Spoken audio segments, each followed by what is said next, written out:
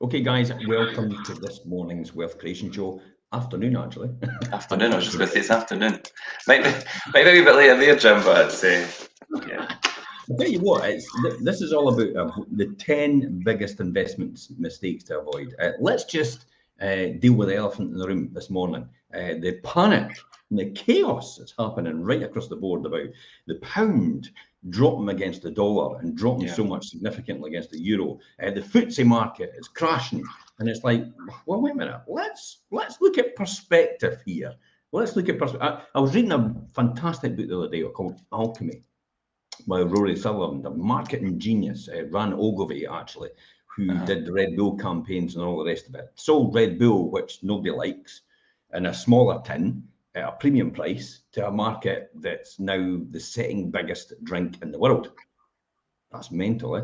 Yeah. But he says what happens if you base everything on logic and facts, and you don't actually, you lose the ability to actually recreate or create anything new, because you're all basing it on logic and facts.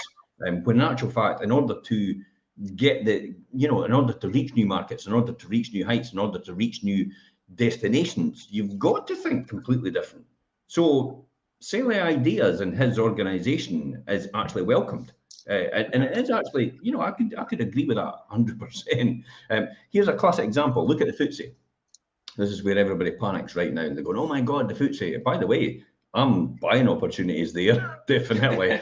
Look at this is today, and in the face of it, no, this is actually here's today on the face of it, and you'd go, oh my God, the FTSE is out of control. Look at that. Look at how it's dropped dramatically. But look at it over a 5-day period. Look at over 1 month. Look at over 6 months. Look over a year today. Look over a 1 year. Look at that. See, 1 year ago. Yes, yeah. Exactly the same figure right here. Look over a 5-year period. Excuse me, there's kind of no difference to as there was over 5 years. So why are we panicking? Why is everybody losing their minds? I was just going to say that, Jim. Why is everybody panicking then? Media's hyping this again. Yeah. Look at the long-term investment in the FTSE, the maximum. Look when it first started. Look at that huge gain. You've got drops, fair enough, and all the rest of it. We're going to be talking about the 10 biggest investment mistakes to avoid. If you know somebody, tag them in this, share it with them as well. Hit that like button. Give us some comments, anything like that. This will give more social reach. People need to know about this, about the fact that this so-called almost cost of living crisis. Yes, it does exist for some people, but it's not as dramatic as we should think. And this is a classic example as I took you through here.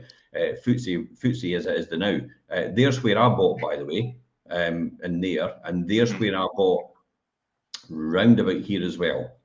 So as soon as it happens, things like that, as calamities happen and markets crash, I immediately jump in and buy at these levels, because I know, guess what? It recovers to this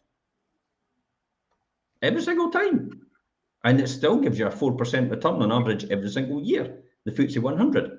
So why would you need to worry about that if it gives you a return every single time? And actually, it moves up in value every single time as well, because you're buying at the right point. Now, this is key when we talk about buying at the right point. I am not a financial advisor here, so take that into account.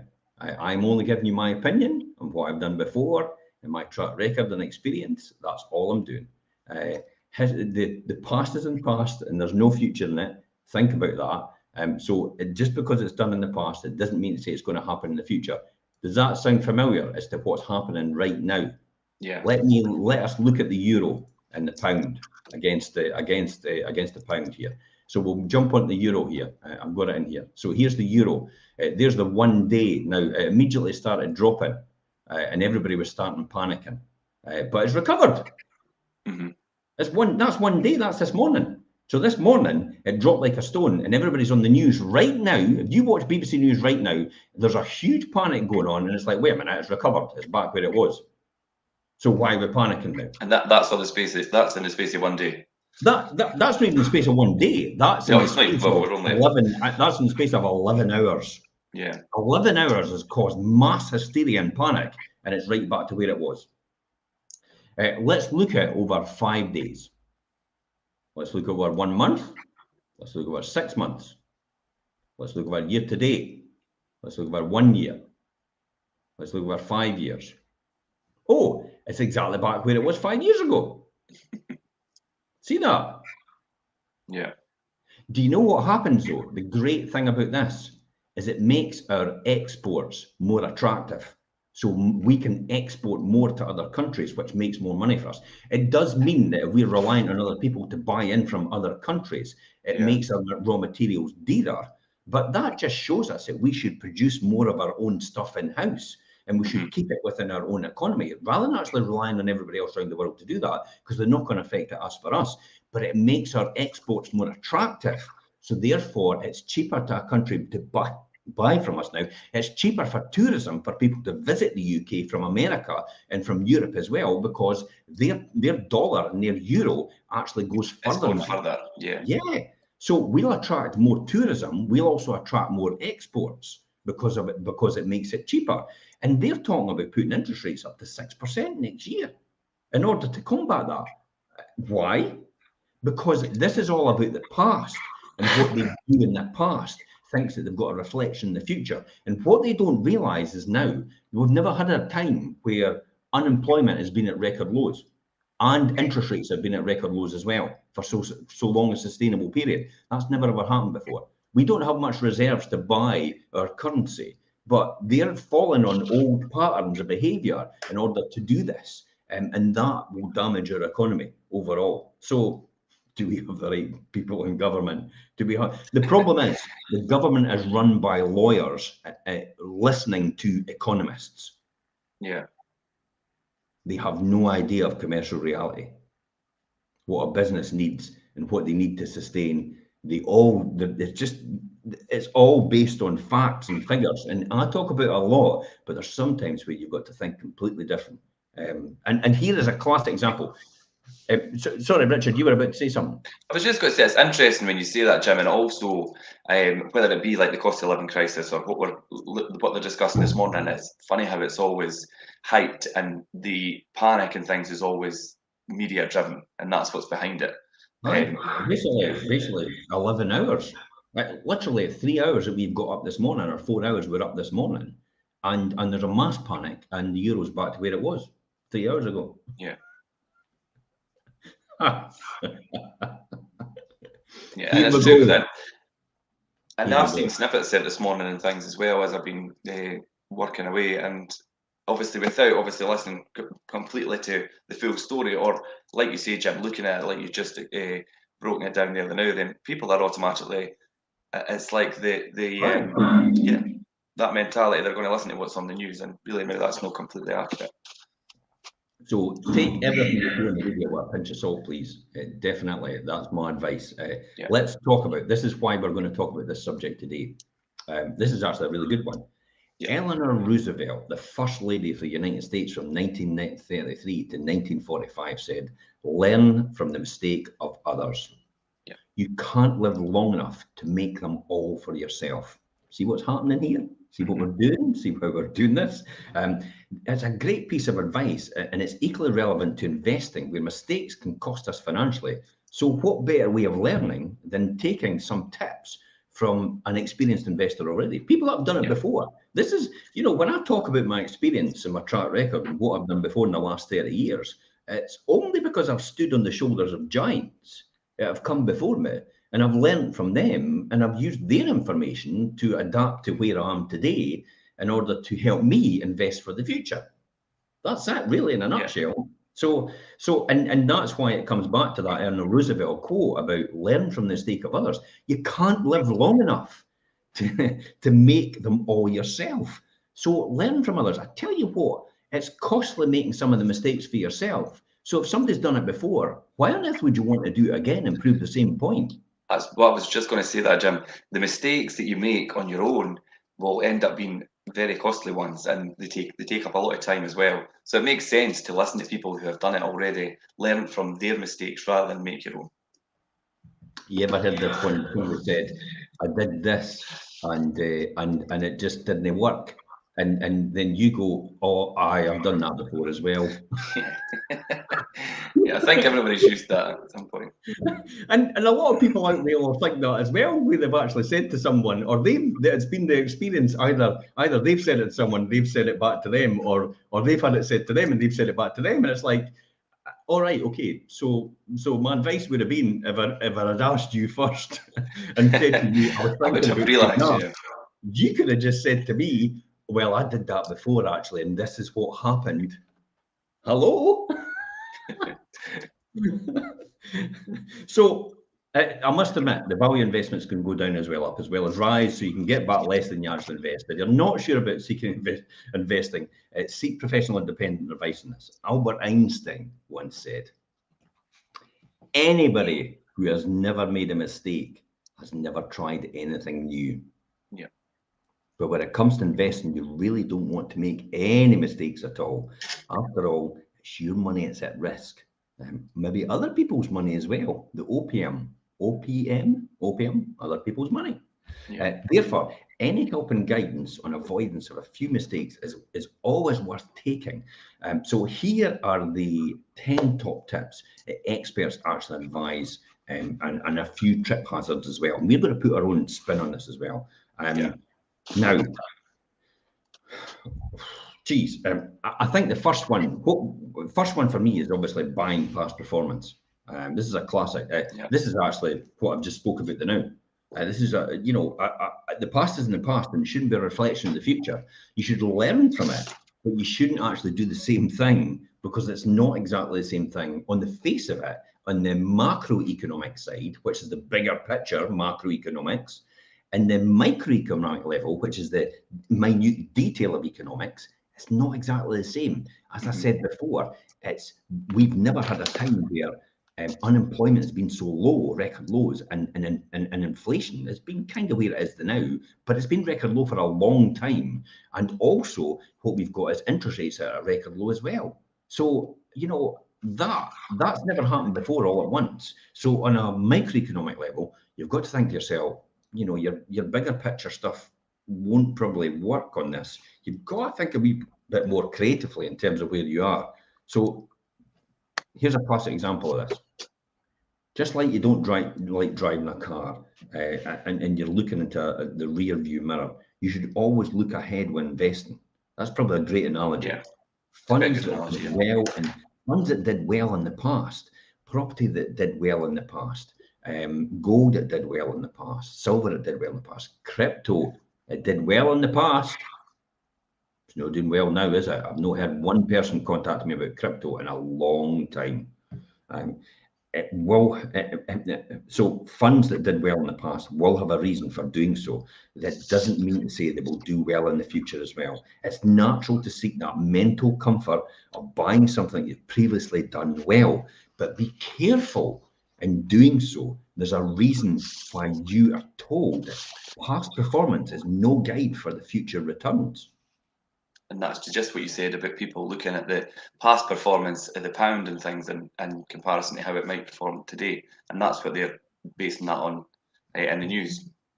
Yeah. They're basing it on past performance rather than thinking ahead. What do you think number 2 is? I think in believing in star managers or star fund managers, as you say there. What do we mean by that? Let me tell you what we mean by that. It's all these guys, dare I say, the fools. Possibly it's worked really well for them in the past. Furus, fake gurus, by the way, for anybody out there. Possibly it's worked well for them in the past and been a shining star in the past, but it's no reflection of what it should be in the future, because they have to really have a fantastic track record. But I always think to myself, and I got taught this wee phrase, it's make sure they eat their own cooking. Mm-hmm. In other words, do they actually invest in what they're trying to teach everybody else? And that's what star fund managers are. They're maybe great at predicting, and they've maybe fallen on great times. They maybe understand the market as the now.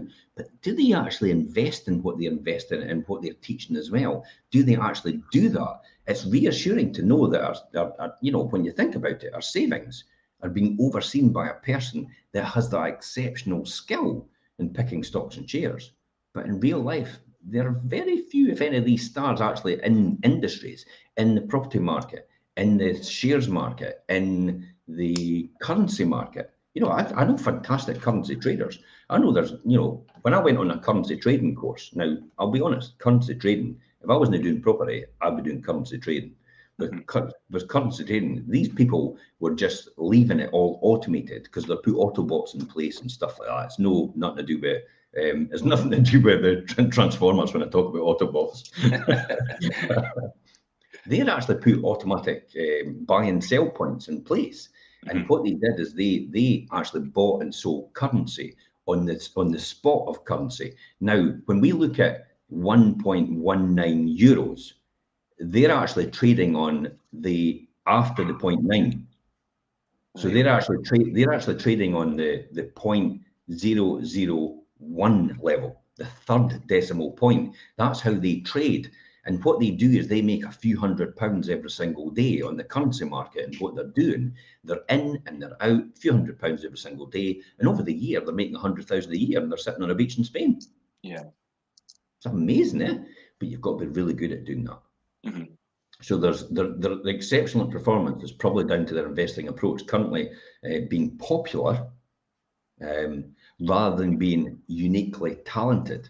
Exactly what I said. Very few investors can maintain excellent performance throughout their whole career. So it's probably not best to slavishly follow those managers who are most heavily idolized.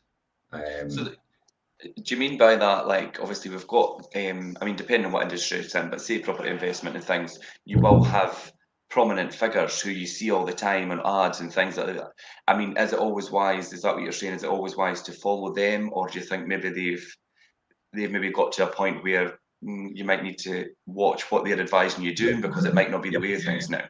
When you see an advert, you've got to think to yourself, they're selling you something. You're selling, yeah. And they're just they're not giving you advice for nothing. I know we do this, but I'll be honest, the upsell of this is we'll attract the right investors, we'll invest in property with us, and then they'll use our services. So that's, for the purpose of full disclosure, that's why we do the Wealth Creation Show.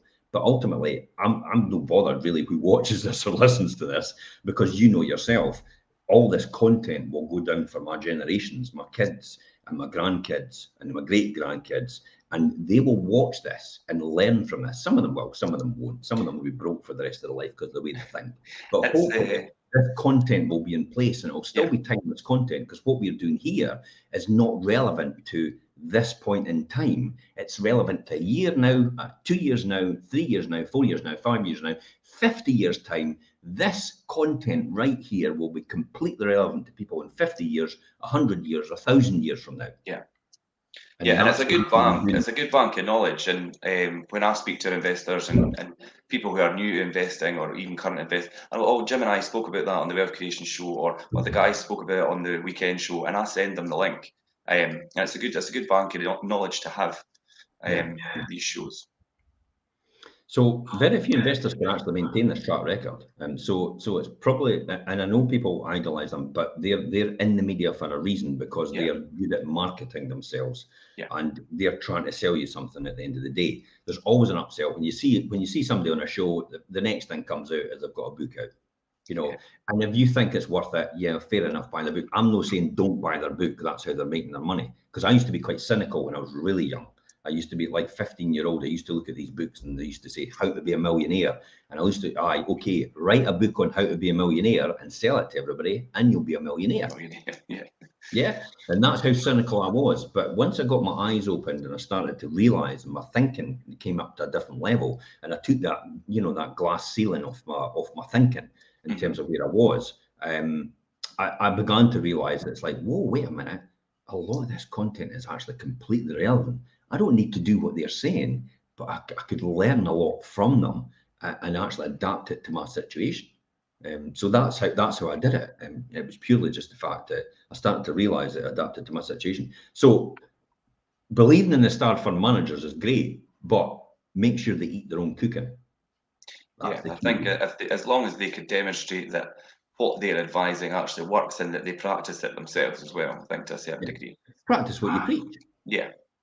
That's what it comes down to. You know, are you invested in it? No. Why would you want me? Why would I invest in it? Yeah. It's like,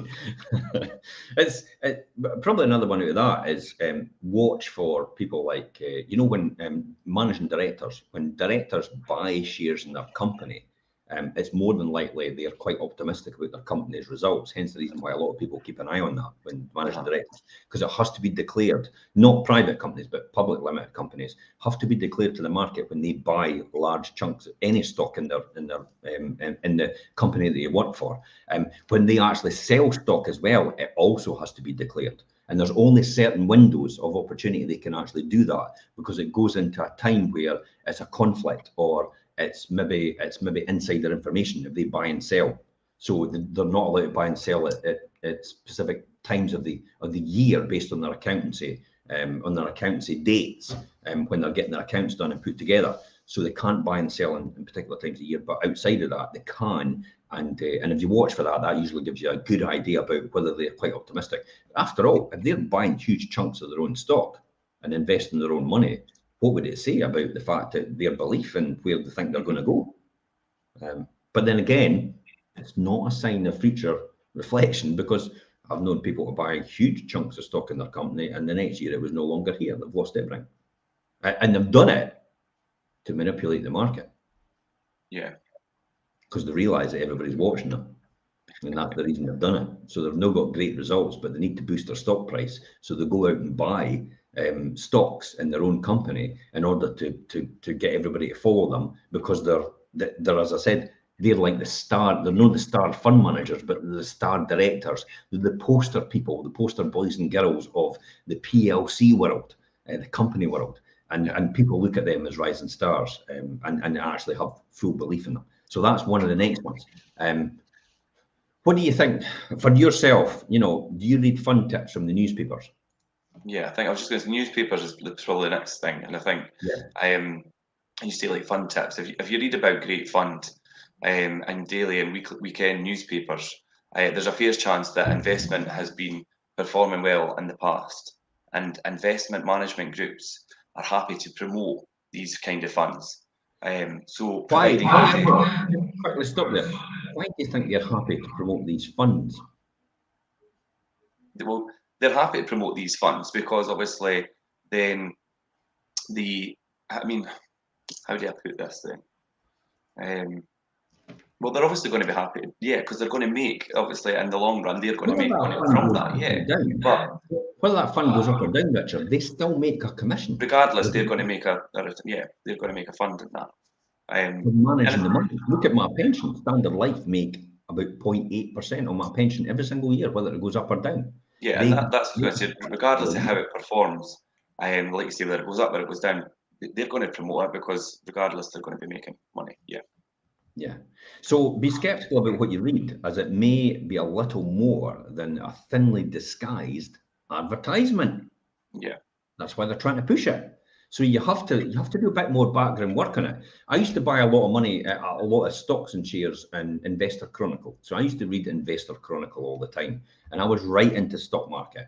But you know, now and again I would take a leap of faith, and it was based on Investor Chronicles, the magazine, and they were talking about different companies and how well they're doing good, and it's worth to buy stock in these companies, and I'd buy stock in these companies, and I'd lose my money. Now, because I was looking for short-term gains, I tell you what, there was one stock that I bought, and I never got a tip off at anybody, and it actually tripled my money in 3 months. But that's a rare thing to happen. That's what bought my house in Spain, by the way. I'm sitting in just now. I've just got to say where you're sitting right now. But like, Jim, would you say that's a rare thing to happen, or is it down to because you knew what you were doing at the time?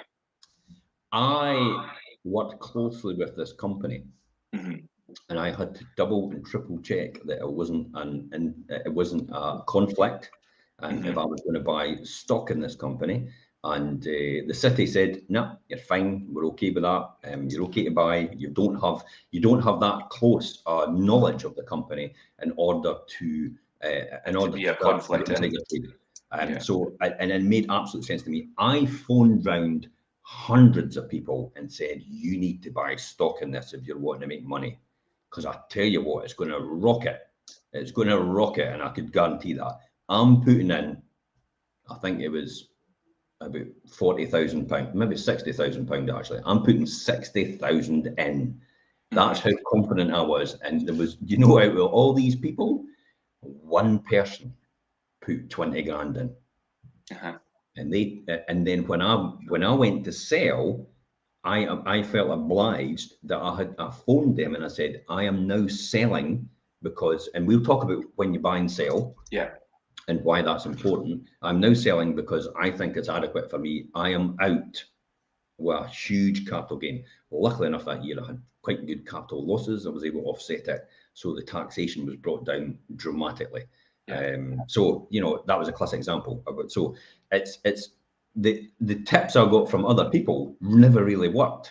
But the tips I knew myself, because I knew I had knowledge and I had experience and I knew that industry quite well, was where I actually thrived in. Hence the reason why they have a lot of employee ownership companies. So they allow people to, you know, Guinness is a classic example. Elaine, when she was with United Distillers, she got offered the opportunity of buying into the employee share scheme. I'm like, this is a no-brainer. Yeah. Like, you can pump as much money as possible over the next 5 years into this up to a certain value, and they will either give you your money back with interest on it, or they will give you the share price at that time if it's more, if you want to do that. And I'm like, this is a no-brainer. It's a win-win. Aye, exactly. So I was like, and at that time, we weren't able to put the maximum amount in, but we put in enough that we knew, because we saw this as a great opportunity to make money. And effectively, that's what it was. And because it was an employee share ownership scheme, and it was a no-brainer, it was guaranteed money at the end of the 5 years anyway, with your interest on it, or you can buy the shares, are even worth, if they're worth even more. So you couldn't lose on it.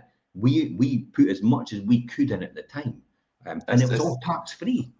Yeah, and that's the money on the money thing. So that made absolute sense. So reading fund tips in newspapers, not a great thing. Here's another thing. Thinking costs don't matter. High fees, this is the one I spoke about, and charges are significantly reduced the value of investments over long terms. Watch your pension funds. Watch the people that sign you up to pension funds, your advisor. Make sure you look at the small print. They're required now. They never used to be required before the laws were changed in the Financial Services Authority. They were not required to tell you how much they're making out of selling you that pension product. Now it goes for standard now. You didn't know about this, Richard, because you probably weren't around at that time in terms of the money markets, but they were never required to tell you that. And the same with mortgages as well. So you never knew, but now under the financial services, they are actually required to tell you by law how much money they're making if they invest your money in a pension on your behalf, of the introductory amount, and also sometimes there's inherent amounts over the next 2 or 3 years that they get as well for you staying in there. So you may be putting £10,000 in to begin with, but they might get a huge chunk of that in the beginning off of your money. So watch out for these high fees and charges at the beginning, and also through the long term as well. That's why for me, Standard Life is like 0.8%. It's like no big deal. These funds have been performing, you knew yourself, over the last 10 years, that fund I'm invested in has performed 67% over the last 10 years. For me, 0.8% every single year as a fund management fee is nothing in comparison to that. It's a drop in the ocean. So I'm quite happy because I'm then managing it. It's like this robot situation. I'm leaving somebody else that's adequate and doing what they're doing. And I know it's tracking the FTSEs, the big blue chip companies like Diageo, like Glencore, like BAT Industries, and also the pharmaceuticals like Pfizer and Glaxo. So these are all the big hitters, all the people that are regular good pension contributors all the time. This is why the government doesn't want to upset these people, because it has a knock-on effect to the pension companies and everybody's income overall. So this is why they're having this wee flurry then out saying maybe we should be increasing interest rates to attract more investment. Maybe it'll affect all these companies, the blue chip stocks, and it'll affect all the pension providers, which will affect our long-term pension provisions. So that's what they worry about. So it's again at the macro level, the micro level and the macro level are completely different prospects in terms of where that is. So an active manager has to be able to perform well after all the costs have been incurred. As well, investors would be better off by owning a cheaper, passively managed tracker fund, which is what I've got. Yeah. Make sure you know what you're paying for in any fund you buy, and be happy that you're actually getting value for money. Yeah. In your opinion, what do you think? Next one, what's number 5? Styles and size factors, and ignoring them is obviously the quite a big pitfall. It's funny, when I read through this, I look at some of the examples, it's quite funny because I didn't actually, some of them I can't, I looked and I thought, I'm not really sure. But anyway. What's some of the examples then? Well, I think it's funny when I was looking through this. So if you were still wearing kipper ties, which I'm a wee bit like, a kipper tie, I'm not quite sure, but I'm sure you know what. It's got a massive bottom to it. So it goes down like that, and it goes way out at the bottom. So now you know how we have thin ties and just go out a wee bit. Kipper ties are big, massive ones at the bottom. They were like a kipper's tail. Oh, so that's where it comes from, right? Okay, but yeah. So if you were wearing kipper ties and bell-bottom jeans in the 1990s, then you were obviously out of fashion. Yeah. And it doesn't matter if you're like you had your curtain-like hair in 1997 and paid a fortune for it. If it paid fortune for it at the barbers, you would still look at a place like nowadays, 2022, 2021. So it's obviously ignoring styles and factors is a big mistake. And it's the same with any funds and investments. At times, certain types of funds are simply out of fashion. So, for example, there have been times where demand for technology in funds has been non-existent, and times when they have been the hottest since sliced bread. They use that to use that. This is where it comes to understanding why a fund is performing the way it is. It's crucial. Yeah. Here's some classic examples. Yeah. BlackBerry. Yeah. Where is BlackBerry? BlackBerry was the latest invention. Motorola rolled it all out right around the world, and then BlackBerry bombed because Android came on the scene. Yeah. And then Apple came up with their technology as well for the iPhone. So basically, it disappeared overnight. BlackBerry is no longer existing yet. Look at the amount of people that poured money into that fund because they were absolutely sure that BlackBerry would be the next revelation. I'll tell you a classic. You know how I know this, ignoring styles and factors and also trends. I used to follow a company called Atari. Now, Atari was the original game makers. It came up with Atari. So Pong was the beep, beep, beep, with the wee table tennis. That was it. That was Pong. Atari came out with that for the first time ever. It sold millions across the world. It made Atari millions. And then they moved into technology that was hugely advanced in terms of where Nintendo was. Atari actually turned around to Nintendo one day and went, nah, we're no one to distribute your SNES, the NES. It's like, we didn't see that going anywhere. So we don't want to distribute it. When Nintendo actually approached them and says, would you like, because Atari had a great distribution center, a great distribution channel right throughout the world, and that was a great marriage to happen. But they said no to Nintendo and said, no, we know what we're doing. Now, Atari was technologically advanced.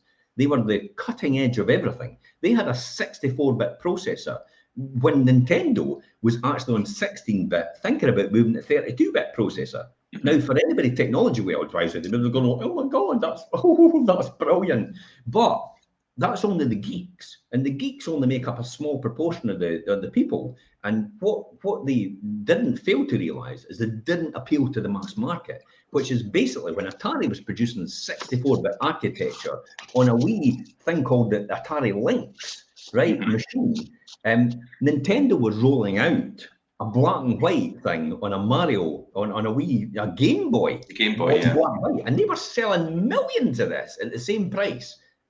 Atari was on a 64-bit architecture, full color, 4,096 colors on the screen at the same time as Nintendo was wiping the floor with them with the Game Boy. So you have to understand trends. Ignoring styles and size factors is a big no-no. You've got to make sure you're in with the crowd, the latest trends. Gary Vee talks about all the time. Gary Vaynerchuk talks about looking at the latest trend. He talks about EFTs, electronic fungible tokens, and how that's going to take over the world. Now, there's loads of people getting into electronic fungible EFTs, but it's just like the double glazing industry. There's only going to be one big hitter here. There's going to be a huge amount of casualties, but there's money getting pumped left, right, and centre into people doing EFTs now. It was the same with crypto.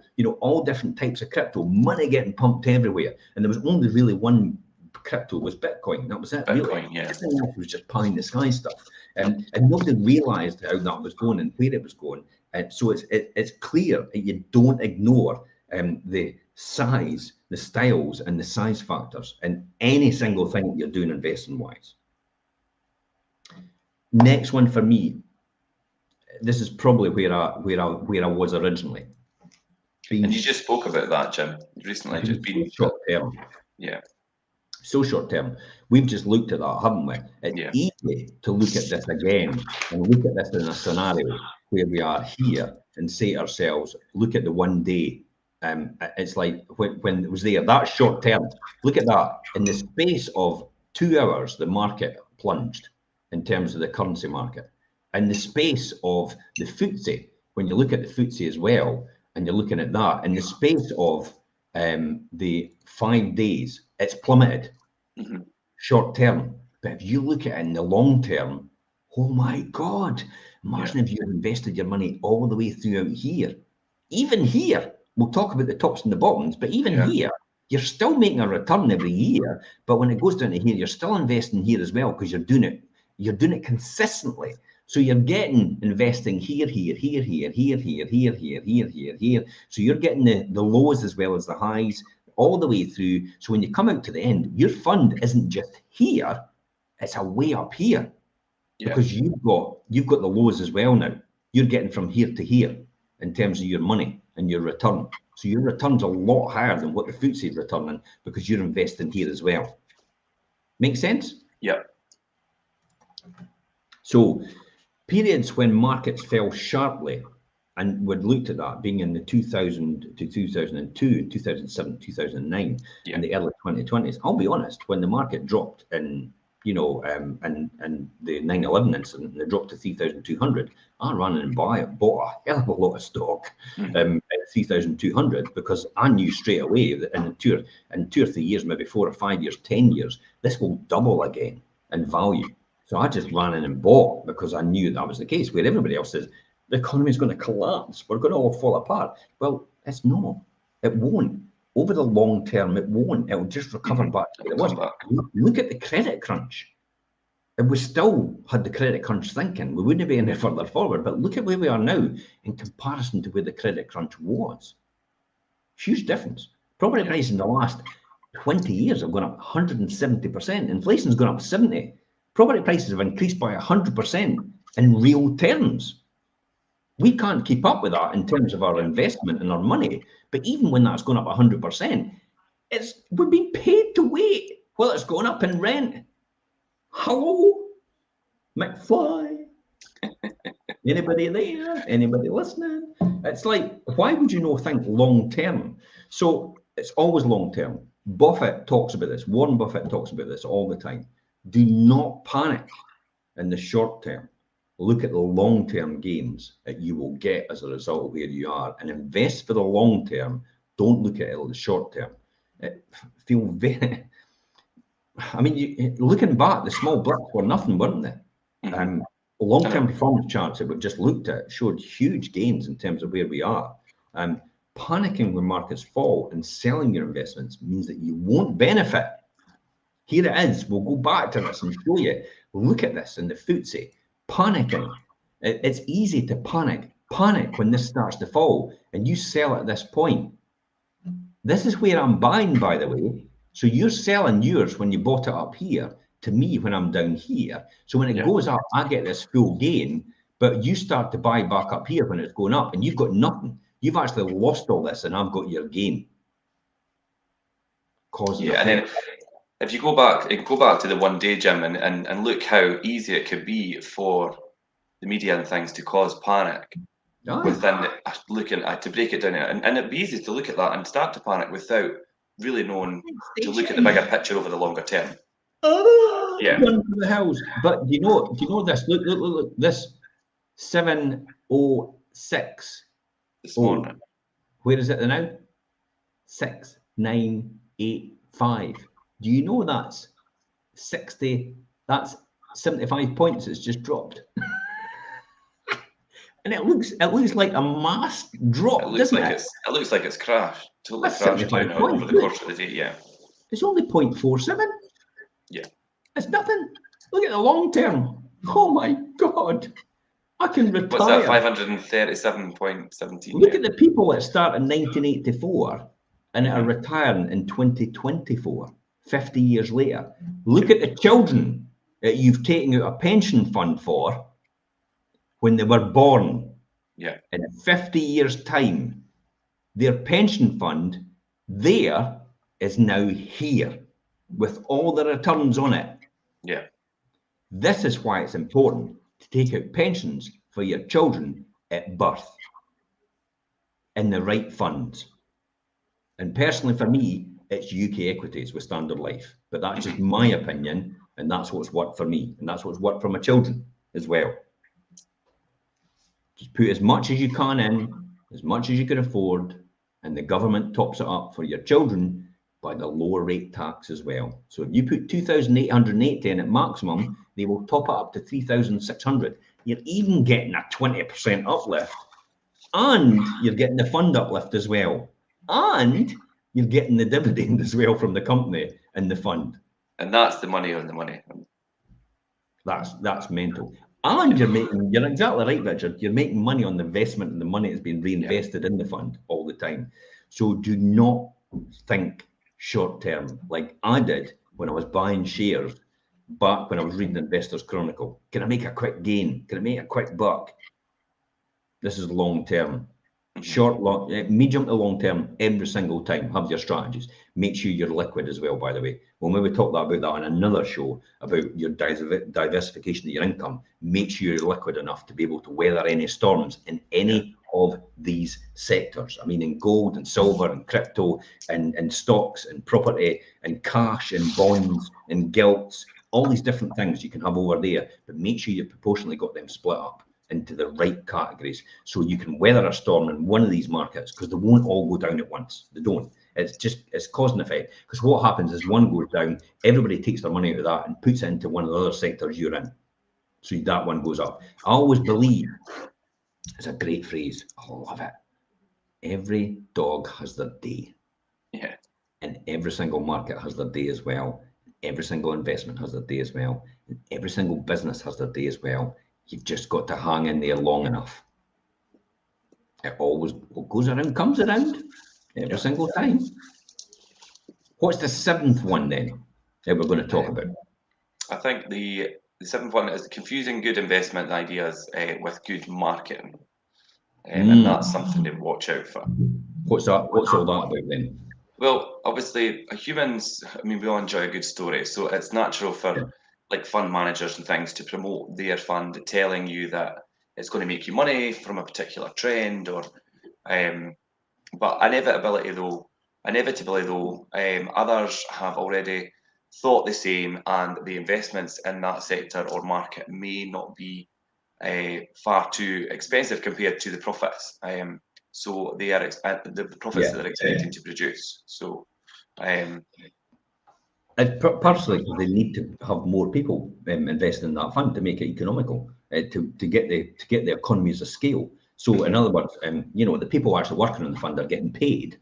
So we have to have more money in this and more fees coming out. Could you imagine if Standard Life then just had a fund which is worth 100,000 and they were only getting 0.8% every single time?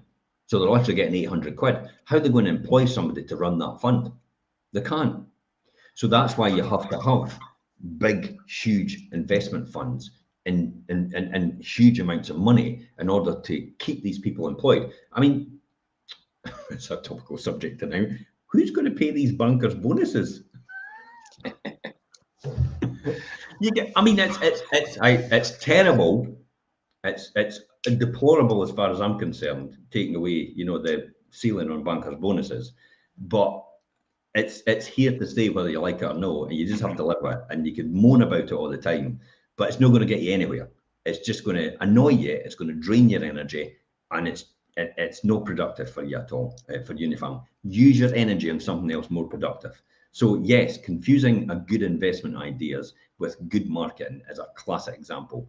Is that, you know, I come back to saying is they're on the show or they're on that particular podcast or whatever to promote a certain thing, or promote a certain investment strategy, or they want other people to invest with them. They're there maybe to promote their book that they've got. They're maybe there to promote their event that they've got coming up. So you've got to be very skeptical. However, that doesn't mean to say I don't read about people that do things like that. I listen to Diary of a CEO every now and again. I pick up really good information for that. And while I love these fund managers and I love what they do, I would never go into it. But you get nuggets, you get gold nuggets out of their experience and their expertise, which is applicable to what you're doing right now. I always say stick to your knitting. You know, stick to your knitting, do what you do extremely well, just do it better than everybody else. Do exceptional, really world-class level. And that is the people who make the most money in that industry that you're possibly in. It's the people that do exceptionally well at that. It's like an Olympic athlete, you know, like blooming Hercules or something like that. That's the level you've got to do it. But that comes at a price. And if you're prepared to pay that price, then you will be successful in anything you're doing in whatever you want to do.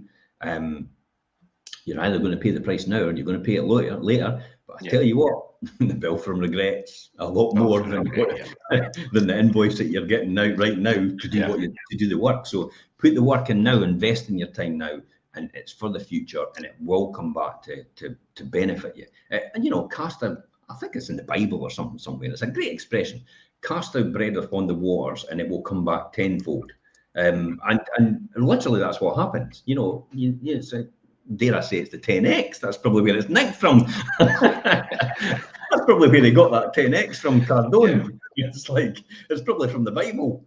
Bibles, I tell you what, you know, I'm not talking to anybody that's religious out there or anything like that. We're not promoting religion or anything on the show. But the Bible's got a lot of great analogies and a lot of great stories which actually are completely relevant to today in terms of investment and compounding and wealth creation.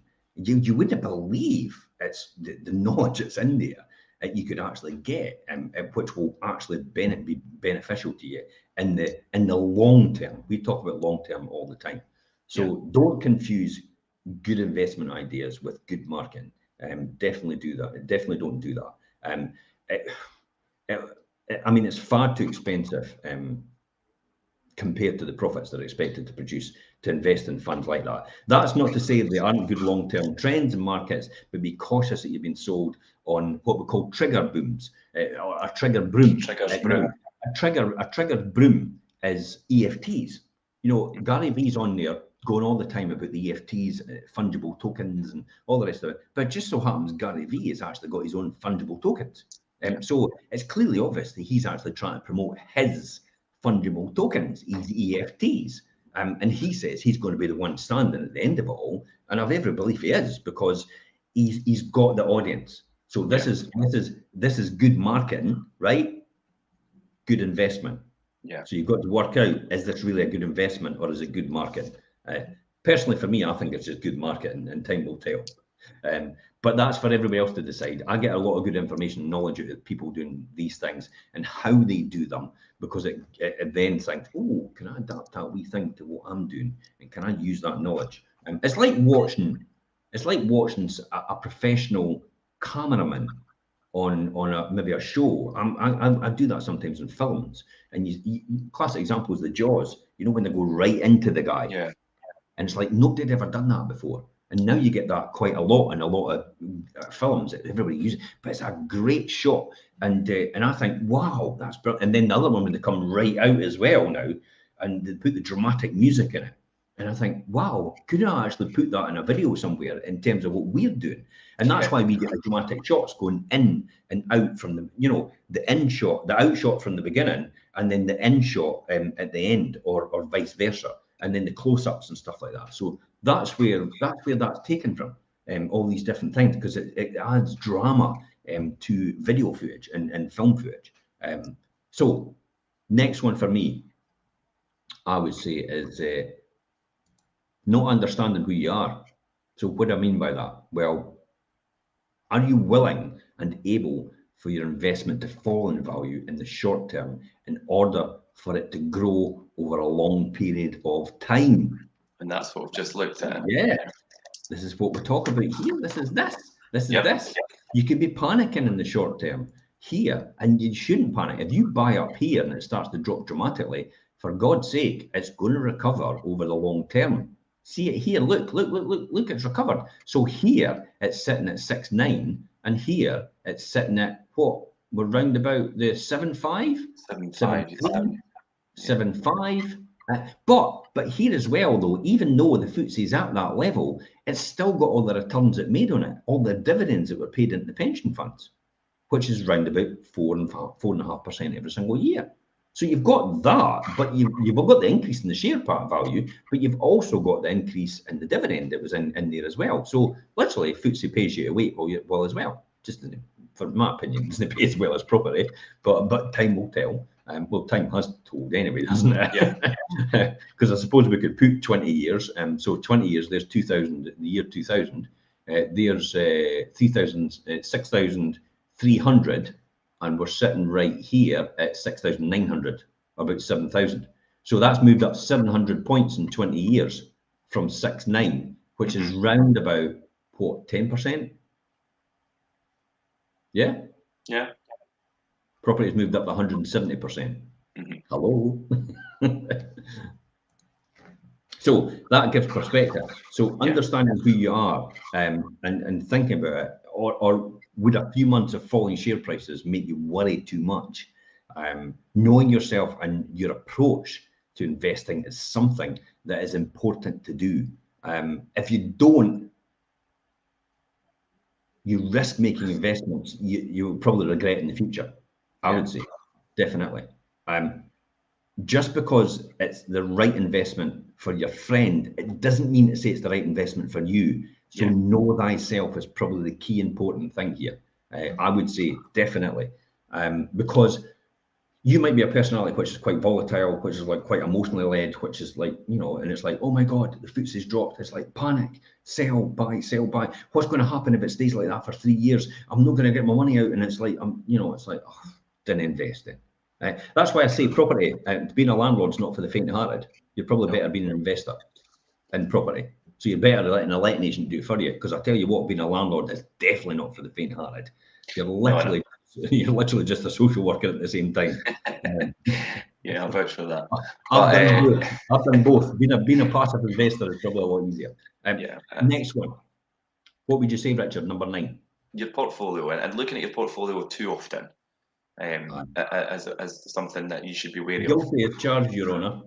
I mean, obviously it's a thing I know that everybody does, and you can become a wee bit obsessed with it, but you need to be able to, like you say, if you are not one of these landlords who are too obviously hands-on and try and be an investor and put trust in an agent or people to look after it for you, being able to view your investments, investment online offers, you the ability to analyze lots of interesting and useful information about your portfolio, but what you hold and how they are doing. But looking at your portfolio too frequently can be a bit pointless. And if you're a long-term investor and you're risk making unnecessary trades or decisions, if it's your property portfolio and things, which could cost you and your portfolio money.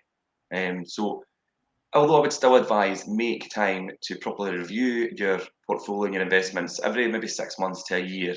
But between that, let your funds within your portfolio do the hard work. See the amount of time that people come to us and say we've sold our portfolio because we want to diversify into another area of property, and I'm like, oh my God, I know. you're nuts. It's like you've sold off stuff it'll appreciate anyway, regardless over time. It's just that it's no in fashion right now. Over the long term, and these properties now that they've sold at 40 and 50 grand in a 3-year period have gone up to about 90 grand. Yeah. You probably know the people I'm talking about. I do. But I'm literally just so I'll sell off all my 2-bedroom flats, my 1-bedroom flats, and I'll just buy good big properties and houses. And I'm like, see the entry and exit costs in comparison to the appreciation that you would get. You've lost a huge amount of money. That's why they say about Trump, if you're taking his dad's money, because it's his dad that made all the money, let's be honest. He never made any of that money. If he's taking his dad's money and putting it into a fund, the fund would have made more money than he's got now in property. Yeah. Hello, it's like all he's made money in is his brand, and everybody's followed that. See what I mean about this? The marketing side, yeah, really. The charlatan, the marketing side. Yeah, he's no daft. He's caught into trends. I'm reading about that now in Rory's book about the clever thing that Trump did was clever marketing and strategy, and how logic would defy the fact that this guy would ever win. So how the hell did he win? And that's what I'm reading up about now, and how that happened. So looking at your portfolio too often, I'm really guilty of that. Every single morning I look at the FTSE, every single morning I look at the currency market. So that's why I look at that, because then it puts me down into the reality. I know it doesn't matter anyway. It's just a habit I've formed. Probably the final one for me is here's the classic. This is the one I've referred to at the very beginning, trying to time the market. The time in the market is the most important thing than the timing the market. So the time in the market is more important than timing the market. But Warren Buffett, one of the richest guys in the world, talks about this every single time. It's the length of time in the market. It's not the short-term gains that you make. He's a big investor in terms of long-term wealth and creation and dividends and investing in the right sectors that will stay up. Biotech, bar industries, which, let's be honest, it's tobacco and vape. That's what they own. Glencore, exploration, we're always needing that. The drinks industry, Diageo, we always need the drinks industry. People drink. That's a reality. And that's never going to change. Premium spirits and beers, it make really good margins, but make really good, consistent returns every single year. That's why these are good blue chip stocks to be in. So buying in at the right time makes no difference if you're investing for 30 or 40 years. It makes no difference at all, because in 30 or 40 years it'll be different. I bought Diageo stocks we bought it, I think, at £2 a share. And by the time we exited Diageo stocks, they were £5 a share in 5 years. And we got the dividends as well, reinvested as part of the stock. So we doubled our money in 5 years. Yeah. That's a good return. Guaranteed. You couldn't lose. You just get your money back with your interest if you wanted it. So time in the market is more important than the time in the market. Trying to buy and sell the investments because you've heard that the share price is looking high or low or cheap or expensive is a very hard thing to do, and it's something professional investors find it hard to do consistently. Staying invested, even if it feels uncomfortable, is normally a sensible strategy. That's probably the best advice I can give anyone. It will go up over time. In the short term, you can't think short term when you come to invest in markets. You can't look for the exit point. This is what I talk about here. It's like, at what exit point were you going to predict? How can you predict this market? Oh, I'm going to sell here. How did you know it was going to go there and drop? You won't. So, you won't. Yeah.